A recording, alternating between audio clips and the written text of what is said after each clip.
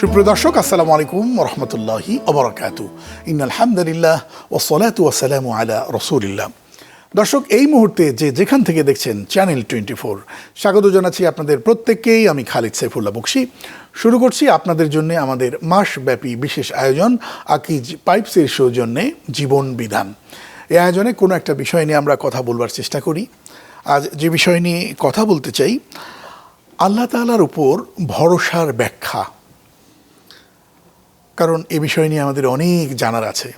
চলুন জানাতে আমাদের সাথে যুক্ত হয়েছেন এই প্রজন্মের অন্যতম শ্রেষ্ঠ আলেমে দ্বীন জনাব হযরতুল আল্লাম আলী হাসান ওসামা হাফিজাহুল্লাহ, যিনি খতিব বাইতুস সালাত জামি মসজিদ। শেখ, স্বাগত আপনাকে। আসসালামু আলাইকুম ওয়া রাহমাতুল্লাহ। ওয়ালাইকুম আসসালাম ওয়া রাহমাতুল্লাহ। মানুষ যখন সব জায়গা থেকে শান্ত হয়, ব্যর্থ হয়, অবশেষে তিনি একটা জায়গায় কোনো বাধা নেই, যেখানে হাত তুলে অথবা না তুলে যেভাবেই হোক কায় মনোবাক্যে যার কাছে যার দ্বারস্থ হয় তিনি আমাদের আল্লাহ। কিন্তু প্রশ্ন হচ্ছে, তার উপরে যে এত ভরসা করলাম, এই ভরসা করবার ক্ষেত্রে নিয়মাবলী কী, বা ভরসা করবার ক্ষেত্রে আল্লাহ তাআলা কী ধরনের প্রেসক্রিপশন আমাদের দিচ্ছেন, এসব বিষয়গুলো নিয়ে জানা দরকার। শেখ, যদি বলতেন। আল্লাহর উপর ভরসা ছাড়া একজন মুমিনের ঈমান কখনোই পূর্ণাঙ্গ হয় না। এজন্য আমরা প্রতিদিন সূরাতুল ফাতিহায় ঘোষণা দিই, ইয়াকা না'বুদু ওয়া ইয়াকা নাস্তাঈন। ইবাদত করি একমাত্র আপনার, সাহায্য চাই একমাত্র আপনার কাছে। আল্লাহ তাআলা কোরআনে জানিয়েছেন, ওয়া মান ইয়াতাওয়াক্কাল আলাল্লাহ ফাহুয়া হাসবু। যে ব্যক্তি আল্লাহর উপর ভরসা করে, আল্লাহই যান তার জন্য যথেষ্ট হয়। এজন্য আমাদেরকে শিক্ষা দেওয়া হয়েছে, হাসবুনাল্লাহু ওয়া নি'মাল ওয়াকিল। আমাদের জন্য একমাত্র আল্লাহই যথেষ্ট এবং তিনি সর্বোত্তম অভিভাবক। এমনকি কোরআনে স্পষ্ট ঘোষণা দেওয়া হয়েছে মুমিনদেরকে লক্ষ্য করে, ওয়া আলাল্লাহি ফাতাওয়াক্কালু ইন কুনতুম মুমিনিন। একমাত্র আল্লাহর উপরই ভরসা করবা যদি তোমরা মুমিন হয়ে থাকো। নবীজি সাল্লাল্লাহু আলাইহি ওয়াসাল্লাম তার চাচাতো ভাই আব্দুল্লাহ বিন আব্বাস রাদিয়াল্লাহু আনহুমাকে একদিন বললেন, শোনো, আমি তোমাকে এমন কিছু কথা শিখিয়ে দিচ্ছি জীবনে বড় উপকারে আসবে। এর মধ্যে তিনি স্পষ্ট করে বললেন, ইদা সাআলতা ফাসআলিল্লাহ ওয়া ইদা ইসতাআনতা ফাসতাঈন বিল্লাহ। যখন চাইবা আল্লাহর কাছেই চাইবা, যখন সাহায্যের প্রয়োজন পড়বে আল্লাহর কাছেই সাহায্য প্রার্থী হবা। সূরা তাওবায় আল্লাহ শিখিয়েছেন, কুল লা ইউসিবানা ইল্লা মা কাতাবাল্লাহু লানা।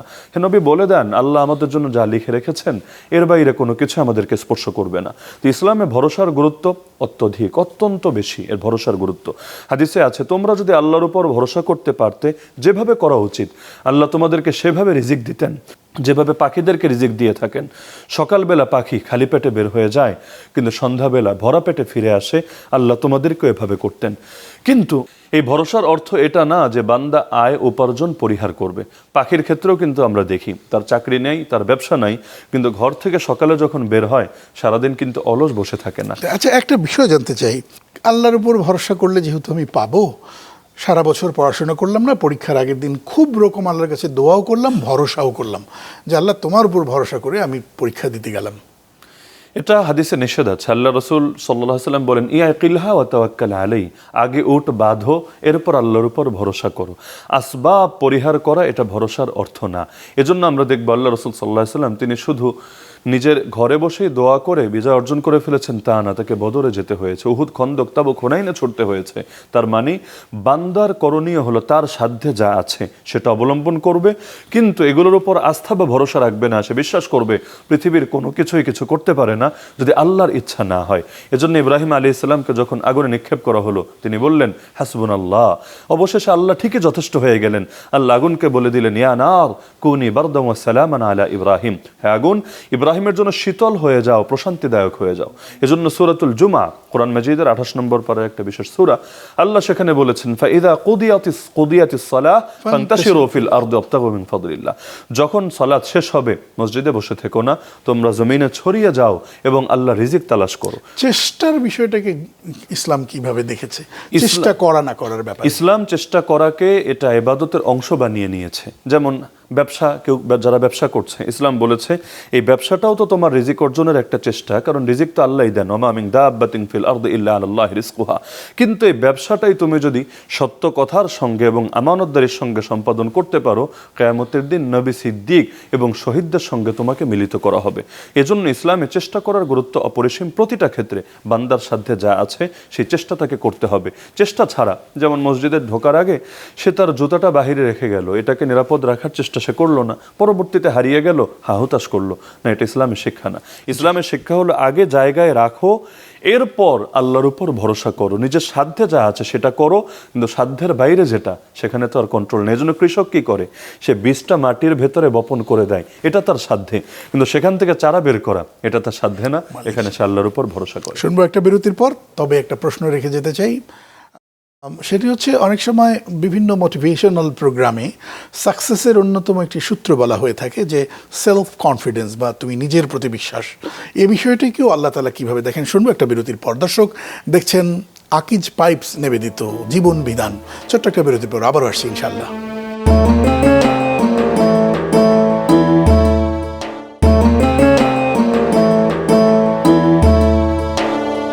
স্বাগত আরেকবার, সাথে ছিলেন, অসংখ্য ধন্যবাদ। দর্শক দেখছেন আকিজ পাইপসের সৌজন্যে জীবন বিধান। আজ আমরা কথা বলছি আল্লাহর উপর ভরসার ব্যাখ্যা। আলী হাসান উসামা আছেন আমাদের সাথে। জি শাইখ। আপনি সুন্দর একটা প্রশ্ন করেছিলেন বিরতির আগে, যে অনেক মোটিভেশনাল আলোচনায় আমরা দেখি সেলফ কনফিডেন্স বা নিজের উপর আত্মবিশ্বাস, এ ব্যাপারে তারা উৎসাহিত করে থাকেন। নিজের উপর আত্মবিশ্বাস এটা ইসলামে নিষিদ্ধ না, বরঞ্চ উৎসাহের জন্য এর অনেক প্রয়োজন আছে। আল্লাহ রাসূল সাল্লাল্লাহু আলাইহি ওয়াসাল্লাম বিভিন্ন সময় বিভিন্ন জনকে এমন সব কথা বলেছেন যার দ্বারা তাদের ভেতরে আশা সঞ্চার হয়েছে এবং নিজের উপর বিশ্বাস আগের চাইতে আরও বেড়ে গিয়েছে। ইসলামে নিষিদ্ধ হলো নিজের উপর এমন বিশ্বাস স্থাপন করা যে আল্লাহর ইচ্ছা ছাড়াও মনে হয় আমি নিজের থেকেই পারবো। এটা ইসলামে নিষিদ্ধ করা হয়েছে। যেমন ইসলামে বলা হয়েছে কোনো রোগ নিজের থেকে সংক্রামিত হয় না। আবার আরেকদিকে নবীজি শিখিয়ে দিয়েছেন কুষ্ঠরোগী থেকে এমনভাবে পালাও যেভাবে সিংহ থেকে পালাও। দুটো সমন্বয় কি? সমন্বয় হলো এখানে যে কোনো রোগ নিজ শক্তিতে সে ছোঁয়াচে হতে পারে না বা আরেকজনের উপর সে প্রভাব বিস্তার করতে পারে না। মূল নিয়ন্ত্রণ আল্লাহর হাতে। আল্লাহ যদি না চান ছুরি ইসমাইলের গলা কাটতে পারে না। আল্লাহ যদি না চান আগুন ইব্রাহিমকে পোড়াতে পারে না। আল্লাহ যদি না চান তাহলে ইউসুফ আলাইহিস সালামকে ষড়যন্ত্র করেও তাকে দমিয়ে রাখা যায় না। সবকিছুর নিয়ন্ত্রণ আল্লাহর হাতে। তা আত্মবিশ্বাস তো অবশ্যই কল্যাণকর, এবং আল্লাহ রাসূল সাল্লাল্লাহু আলাইহি ওয়াসাল্লাম আমাদেরকে বিভিন্ন ক্ষেত্রে নেক ফাল শিখিয়েছেন। উত্তম কোনো মেসেজ নেওয়া এটা ইসলামের মধ্যে অবশ্যই অনুমোদিত, কিন্তু মন্দ ধারণা নেওয়া যে সকালবেলা কাকের আওয়াজ শুনলাম মনে হয় খারাপ হবে, এটা ইসলামে নিষিদ্ধ করা হয়েছে। তা আত্মবিশ্বাস এবং ভরসা এটা সাংঘর্ষিক নয়। সাংঘর্ষিক হলো নিজের উপর এই বস্তুবাদী এবং ভোগবাদী দুনিয়া যেটা আমাদেরকে শেখায় যে আল্লাহকে সম্পূর্ণ বাদ দিয়ে নিজের আয় উপার্জন বা নিজের ব্যক্তিত্বের উপর এমন বিশ্বাস স্থাপন করা যে আমি মনে হয় সেই আল্লাহর শক্তি ছাড়া এককভাবে সব পারবো। কিছু মানুষ খুব সততার প্র্যাকটিস করেন কিন্তু নামাজ কালাম পড়েন না। বলে থাকেন যে হুজুর, নামাজ কালাম না পড়তে পারি কিন্তু আমার ঈমান অনেক শক্ত, আল্লাহর উপর আমার ভরসা আছে, আমি বেহেশতে যাব, আর বান্দাকে তো আল্লাহ তাআলা ক্ষমা করবেনই। এই বিষয়গুলোকে ইসলাম কিভাবে দেখে? এই বিষয়গুলোকে ইসলাম খুব শক্তভাবে প্রত্যাখ্যান করে। কারণ আপনি যখন দাবি করছেন যে আপনার ঈমান ঠিক আছে যদিও সালাত আদায় করছে না, এর অর্থ হলো আপনার ঈমানই আসলে ঠিক নাই। কারণ আল্লাহ রাব্বুল আলামিন এই সালাত ছাড়া ঈমান এর মূল্যায়ন তো করেননি, স্বীকৃতি দেননি। এজন্য আল্লাহ কোরআনে কত জায়গায় আকিমুস সালাহ বলে সালাতের গুরুত্ব প্রদান করলেন। নবীজি স্পষ্ট বললেন একজন ঈমানদার আর কাফেরের মাঝে পার্থক্যই এখানে, একজন সালাত আঁকড়ে থাকে আর একজন সালাত পরিহার করে। এমনকি বললেন যে ইচ্ছাকৃত সালাত ত্যাগ করে সে কুফরি কাজ করলো। তো নবীজি যেটাকে বলছেন কুফরি কাজ, আপনি সেটাকে বলছেন ঈমানদারি। তো যার কারণে মুমিনের জন্য প্রতিটা ক্ষেত্রে করণীয় ইসলামের বিধানকে সে অবলম্বন করে থাকবে। এজন্য আমরা দেখি ইসলামে বৈরাগ্যবাদ হারাম। কেন? কারণ আমার বিবেক দিয়ে ইসলাম চলবে না, পৃথিবীতে কোন ধর্ম কি করে এটা দেখে ইসলাম চলবে না। ইসলাম সেটাই যেটা বলেছেন আল্লাহ, যেটা পৌঁছিয়েছেন মুহাম্মদুর রাসূলুল্লাহ সাল্লাল্লাহু আলাইহি ওয়াসাল্লাম। অসংখ্য ধন্যবাদ। আর বোধহয় সময় কম, আর একটা বিষয় জানতে চাই। অনেকে এরকম দৃষ্টিভঙ্গি লালন করেন যে আল্লাহ তাআলা রহমান রহিম, তিনি দয়ার সাগর, তিনি আমাদের ক্ষমা করে দেবেন। একেবারে যখন মারা যাওয়ার আগ মুহূর্তে যখন বুড়ো টুরু হয়ে যাব, খুব তখন নামাজ কালাম ধরবো, খুব করে চাইবো, আল্লাহর উপর ভরসা করবো, আল্লাহ তাআলা আমাকে মাফ করে দেবেন। আহলে সুন্নাত ওয়াল জামাতের একটা আকীদা হলো আল ঈমানু বাইনাল খাউফি ওয়ার রাজা। ঈমান হলো আশা আর ভয়ের মাঝামাঝি স্তরের নাম। এজন্য আমরা কোরআনে দেখব মুমিনের বৈশিষ্ট্য বলতে গিয়ে আল্লাহ এক নম্বরেই বললেন আল্লাযীনা ইযা যুকিরাল্লাহু ওয়াজিলাত কুলুবুহুম, যাদের সামনে আল্লাহর আলোচনা হলে তাদের ভেতরে আল্লাহর ভয় জাগ্রত হয়, অন্তর্ভীত হয়ে যায়। তো যার কারণে একজন মুমিন কখনো ভয়শূন্য হবে না। যে আগামীর জন্য অনেকে অপেক্ষায় থাকে, আমি আগামীতে ভালো হব, সে আগামী তার জীবনে আসবে, কি গ্যারান্টি আছে? এজন্য মুমিনের ভেতরে আশা তো অবশ্যই লাগবে, কোনো সন্দেহ নাই। আর রহমান রাহিম আগে বললেন, মালিক ইয়াউমিদ্দিন পরে বললেন। তিনি যে বিচারক পরিচয়টা পরে দিলেন, তিনি যে পরম করুণাময় অসীম দয়ালু পরিচয়টা আগে দিলেন। এমনকি আল্লাহ স্পষ্ট বললেন, আল্লাহ রহমত থেকে নিরাশ হয়েও না, আল্লাহ অবশ্যই গুনাহগুলো মাফ করবেন। কিন্তু আল্লাহ তো তাকে মাফ করেন যে আল্লাহর কাছে মাফ চায়। কখনো আল্লাহ তাআলা বিপুল পরিমাণ মানুষকে তওবা করা ছাড়াও ক্ষমা করবেন, অনেকের কবিরা গুনাহ মার্জনা করবেন, কিন্তু সেটা কার ক্ষেত্রে হবে এটা তো একমাত্র তিনিই ভালো জানেন। এজন্য একজন মুমিনের ভেতরে জান্নাতের প্রত্যাশাও লাগবে, জাহান্নামের ভয়ও লাগবে, আল্লাহর রহমতের আশাও লাগবে, আল্লাহর গজবের ভয়ও লাগবে। এজন্য কোরআনে সূরা ফাতিহা পড়লেও দেখবেন সিরাতাল্লাযীনা আনআমতা আলাইহিম, নেয়ামতপ্রাপ্ত বান্দাদের কথা বলার পরেই গায়রিল মাগদুবি আলাইহিম ওয়ালাদ-দাল্লিন, গজবগ্রস্ত এবং বিপদগামী জাতির কথাও বলা হয়েছে। তো যার কারণে কেউ যদি সরল পথে অটল এবং অবিচল থাকতে চায়, আশা এবং ভয় দুটোকেই আঁকড়ে ধরে থাকতে হবে। জি, অসংখ্য ধন্যবাদ শেখ ওসামা আপনাকে।